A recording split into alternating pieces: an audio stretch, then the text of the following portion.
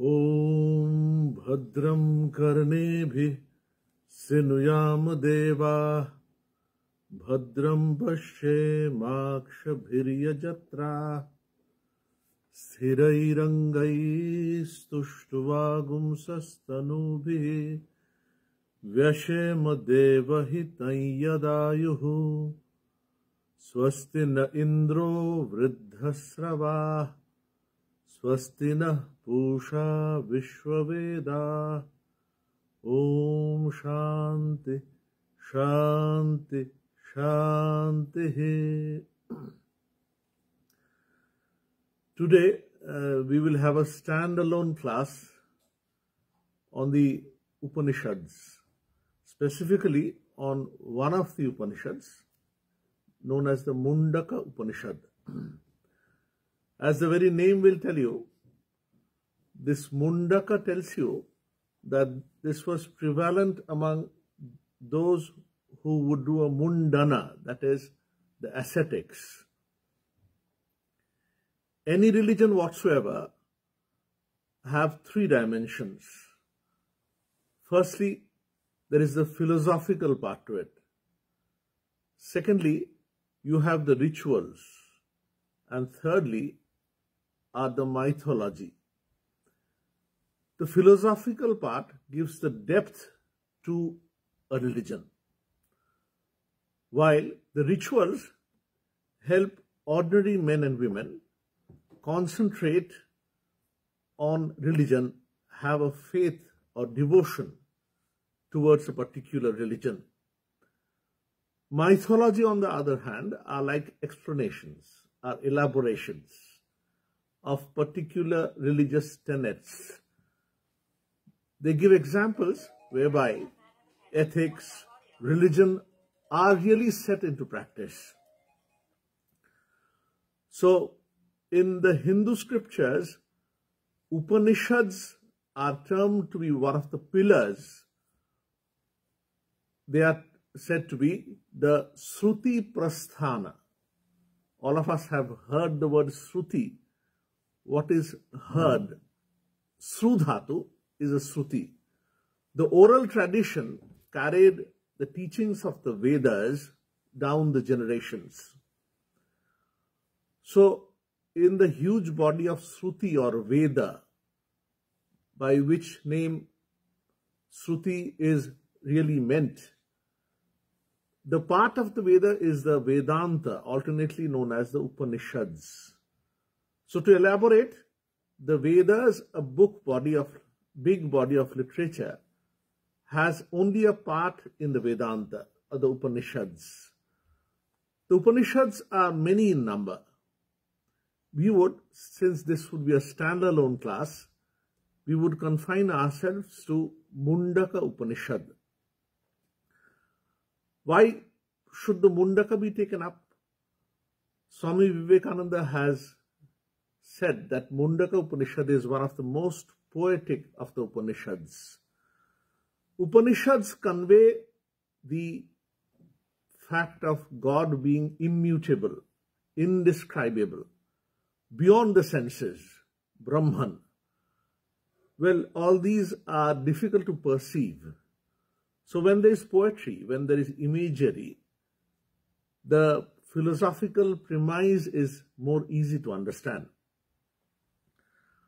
So Mundaka Upanishad starts with a small story, an incident. It says, there was once a wealthy householder. His name was Shaunaka. This Shaunaka went up to his teacher. His name was Angirasa. The verse goes like this: Shaunako havai mahashala Angirasam vidhivadupasanna papratsa. Vidhivat, as per the codes of conduct, he goes up to his teacher Angirasa. The householder is a busy person, so he is somewhat puzzled, confused in the maze of literature that he has to study.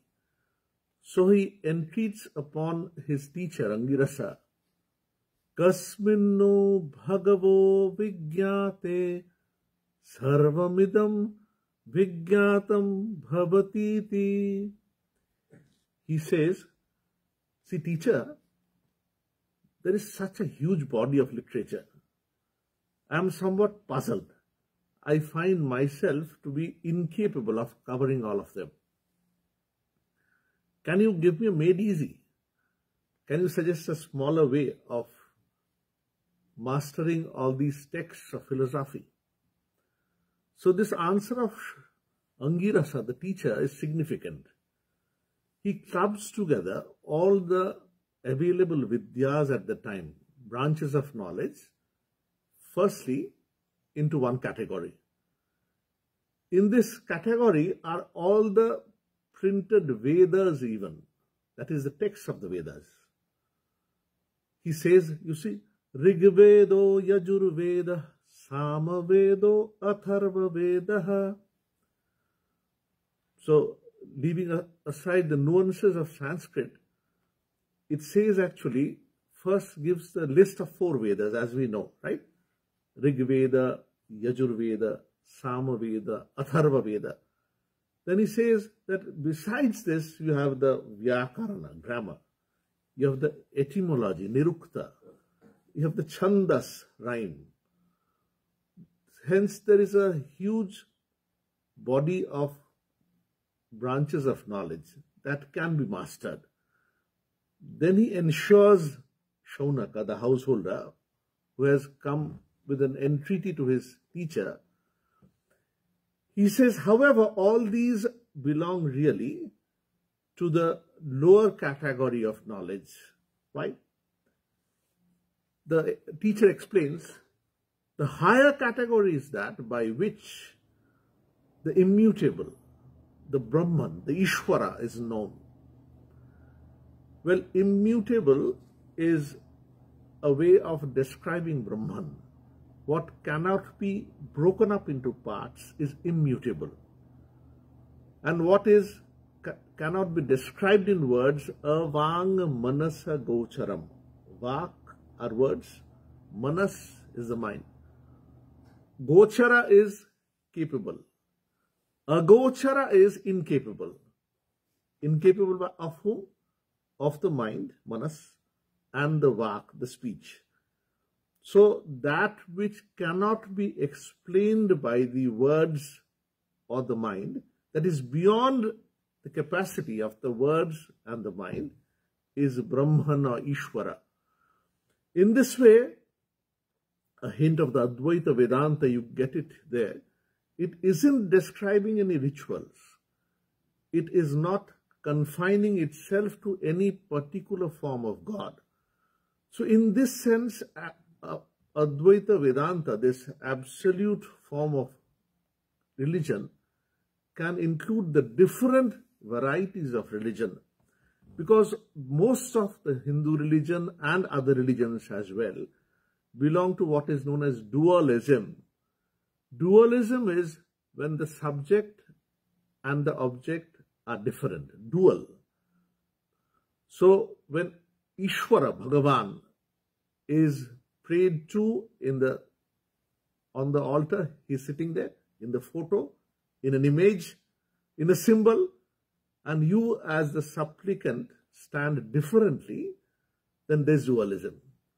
So naturally, all the religions that you see, most of them naturally, including Hinduism, Christianity, Buddhism, Jainism, all of them stand within the realm of dualism. So can there be a philosophy which will include all these various branches into one fold? This is what Advaita Vedanta does, or theoretically attempts. Well, understanding Advaita Vedanta is difficult, but the teachers of Advaita Vedanta, they tell us, you see, even the most difficult of philosophy, first of all, you must listen to again and again. Just as, suppose, a difficult mathematical problem, the teacher, when he teaches in the class, the student, the boy or the girl, doesn't understand it initially. But first he hears, listens to the teacher, Shravana. Later on, he thinks over the problem, thinks over the solution, manana. And then he has his own light of the problem, own understanding of the problem. So he delves deep, dhyana, nididhyasana.